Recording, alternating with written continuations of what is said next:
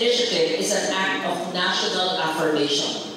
It reminds our elders, our weavers, our carvers, our chanters, our musicians, and all our culture bearers that their wisdom is not relic but root, ugat, that the thread they spin, the rhythms they chant, the symbols they carve, are living testaments to who we are as a people.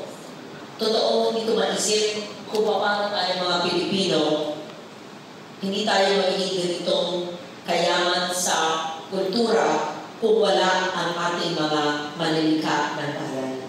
Kaya tayo mayaman na bansa dahil hindi lamang mayaman sa natural resources, sa ating kamunduhan at karagatan at kapatagan, lalo na ang yaman sa kultura at sa sinaunang kaalaman na dala-dala ng ating mga manlilikha ng bayan. As your chairman of the Senate Committee of Culture and the Arts and Higher Education, I've always believed that cultural preservation is inseparable from national development.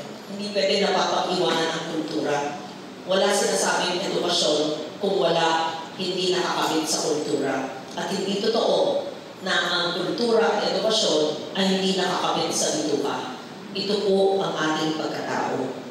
When we invest in traditional crafts, we invest not only in sustaining livelihoods, but in strengthening our identity.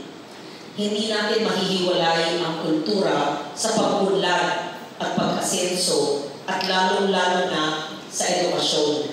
Kaya naman, sinulong ko po ang RA 10066, yung ating National Cultural Heritage Act of 2009, at yung ating Integrated History Act, RA 11961, 10908,